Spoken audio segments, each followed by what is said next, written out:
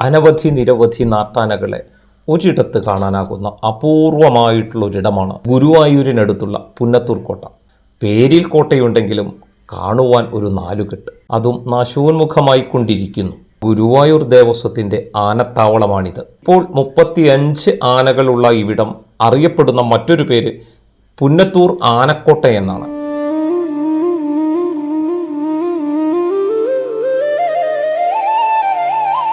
ഇവിടെ ഭരിച്ചിരുന്ന പ്രാദേശിക ഭരണാധികാരികളുടെ പേരിൽ നിന്നാണ് ഈ പേര് ഉണ്ടായിട്ടുള്ളത്.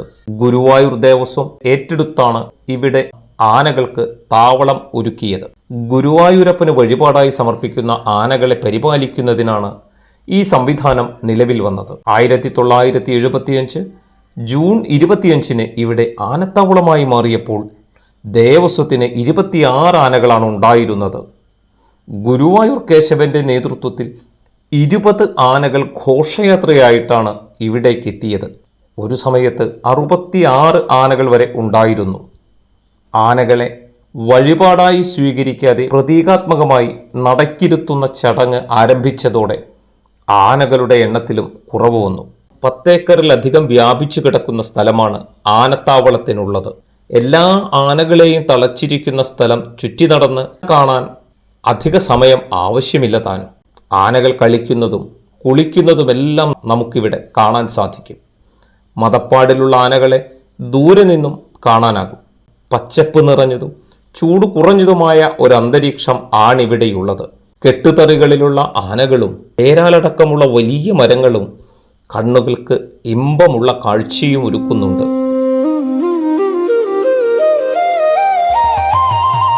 ഗുരുവായൂർ കണ്ണന്റെ നിത്യാചാരങ്ങൾക്കും പുറമെയുള്ള ഉത്സവ ചടങ്ങുകൾക്കും മറ്റുമായി ആനകളെ ഇവിടെ പരിശീലിപ്പിക്കുന്നുമുണ്ട്. പാപ്പാന്മാർക്കും ഇവിടെ പരിശീലനമുണ്ട്.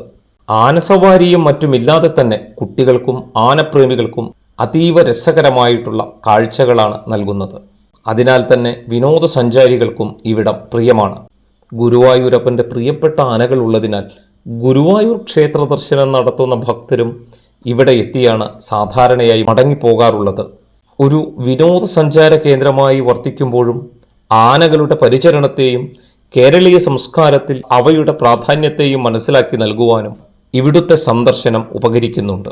ആനകളെ പ്രത്യക്ഷ ഗണപതിയായി കണ്ട് ആരാധിക്കുന്ന ഗജപൂജയും അവയ്ക്ക് ആചാരപരമായി ഭക്ഷണം നൽകുന്ന ആനയൂട്ടും ഇവിടെ വാർഷികമായി നടന്നു വരുന്നു. ആനപ്രേമികൾക്ക് ഇത് അവിസ്മരണീയമായ ഒരനുഭവമാണ്.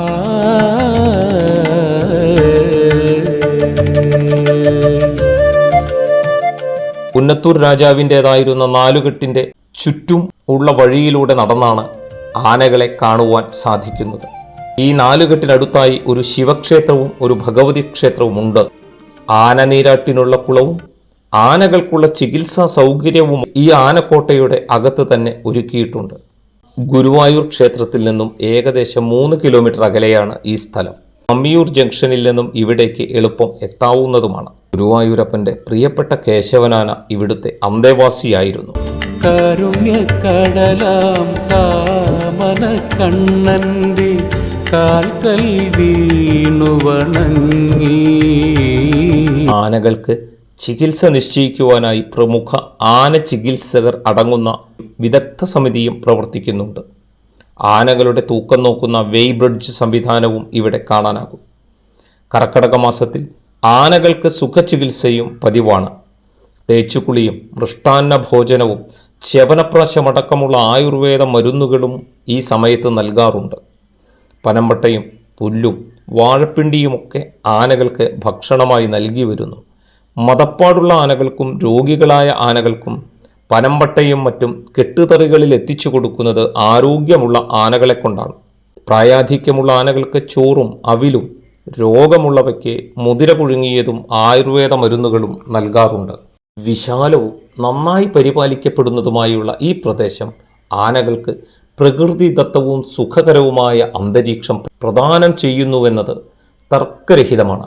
ആനകളുടെ വിവരം പറയുന്ന ബോർഡുകളും ആനക്കോട്ടയുടെയും ആനകളുടെയും ചരിത്രം പറയുന്ന വിവരണങ്ങളും മറ്റും വരികയാണെങ്കിൽ സഞ്ചാരികൾ ഒരുപക്ഷെ ഇനിയുമേറെ ഇവിടെ എത്തുവാൻ സാധ്യതയുണ്ട്.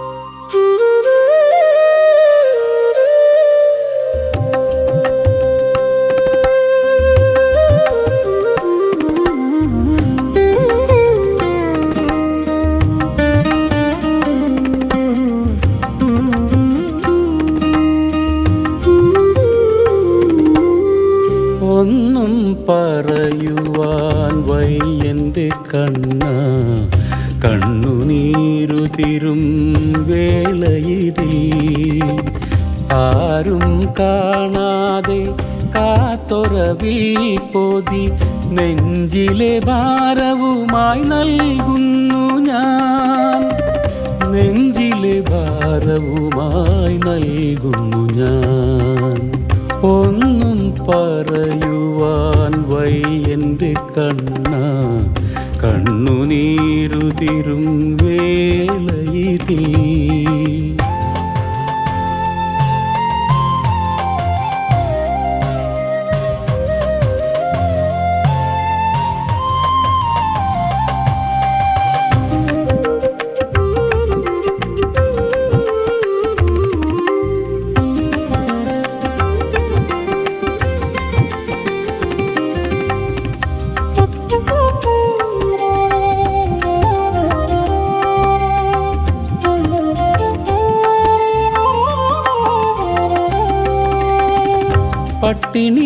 പട്ടിണിക്കോലമായി നിൻ മുന്നിൽ നിൽക്കെ പഴയൊരു സൗഹൃദം ഓർമ്മ വന്നു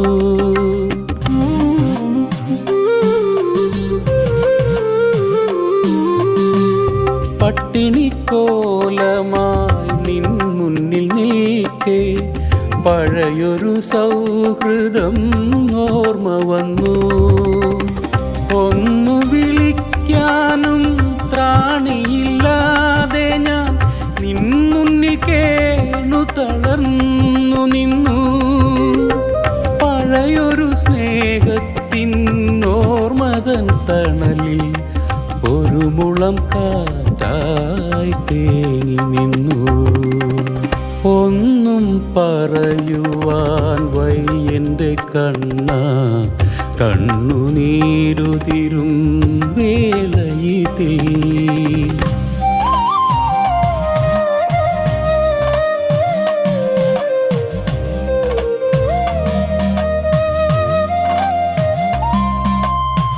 വിറയ്ക്കുന്ന കൈകളിൽ കീറിയ മാറാപ്പിൽ വിതുമ്പുന്ന പ്രാർത്ഥന മാത്രമുണ്ട് അറിയാത്ത ഭാവത്തിൽ നീ എന്നെ നോക്കവേ അകന്നൊന്തു ഞാൻ ഇന്നു പാടിയിടുന്നു ഭക്തിയാൽ ഞാൻ കാത്ത അവിലിൻ മണികൾ കനിവോട് നീ ഇന്നു സ്വീകരിക്കൂ ഒന്നും പറയുവാൻ വയ്യൻ്റെ കണ്ണ കണ്ണുനീരുതിരും വേളയിതിൽ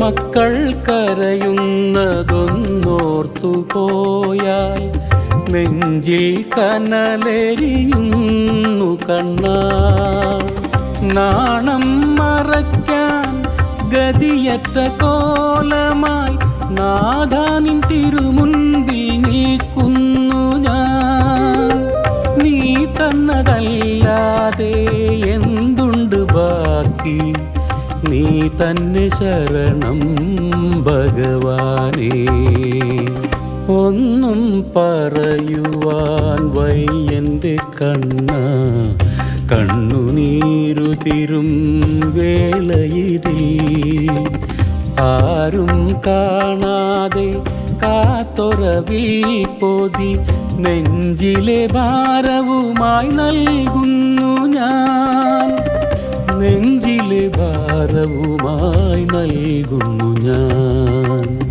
ഒന്നും പറയുവാൻ വയ്യൻ്റെ കണ്ണ കണ്ണുനീരുതിരും വേളയിതിൽ രാവിലെ 8 മുതൽ വൈകിട്ട് 5 മണി വരെയാണ് അകത്തേക്ക് കടക്കുന്നതിനുള്ള ടിക്കറ്റ് ലഭിക്കുന്നത്. നടക്കുവാൻ ബുദ്ധിമുട്ടുള്ളവർക്ക് എയർപോർട്ടിലും റെയിൽവേ സ്റ്റേഷനിലും കാണുന്ന രീതിയിലുള്ള ഇലക്ട്രിക് ട്രാൻസ്പോർട്ട് സംവിധാനമായ ബഗ്ഗി ലഭിക്കും. ഇതിന് 30 രൂപയാണ്. വൈകിട്ട് 5:30 കഴിഞ്ഞാൽ സന്ദർശകരെ പുറത്തേക്ക് പറഞ്ഞയക്കും. ഇനി ഒരു കാര്യം കൂടെ പറയാം. സൂപ്പർ ഹിറ്റ് സിനിമകളായ ഗുരുവായൂർ കേശവനും വടക്കൻ വീരഗാഥയും നടൻ ദേവൻ നിർമ്മിച്ച വെള്ളം എന്നീ സിനിമകളും ഇവിടുത്തെ സൗന്ദര്യം പകർത്തപ്പെട്ടവയാണ്.